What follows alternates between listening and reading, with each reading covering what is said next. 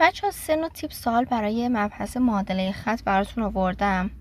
بریم ببینیم از ویدیوی قبل چیا یادتونه. خب سوال گفته شیب منفی 3 و عرض از مبدا من مثبت 4.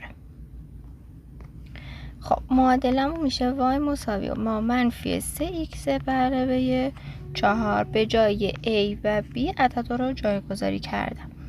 سال بعد میگه که با خط این موازی و از نقطه 1 و 2 بگذره. وقتی میگه موازی یعنی شیبم 2. هر کسی نمیدونه چرا شیب شد 2 بره ویدیوی قبل. y میشه 2x به علاوه b. خب نقطه‌ای که داده رو میذارم 2 مساویه با 2 ضرب در 1 به علاوه b. خب این قسمت که شد 2 میره اون طرف منفی میشه منفی 2 به علاوه 2 مساویه با b. شد 0 یعنی b من شد 0. معادله میشه 2x. به همین راحتی. قسمت رو پاک میکنم تا سوال بعد حل کنم.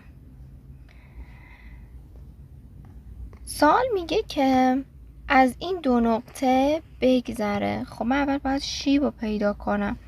شیب فرمولش چیه بچه ها؟ y2 منهای y1 x2 منهای x1. خب شیب من میشه 4 منهای منفی 3 و این طرفم 1 منهای 0 که بالا میشه 7. پایینم که 1 کلا میشه 7. خب y میشه 7x به علاوه b. مثل سوال قبل یکی از نقطه ها رو میذارم.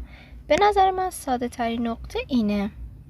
منفی 3 مساویه با 7 ضرب در 0 به علاوه b که این کلا میترکه. b ما شد منفی 3. معادله من میشه y مساویه 7x منهای 3. به همین راحتی. سوالی داشتین برام کامنت کنین.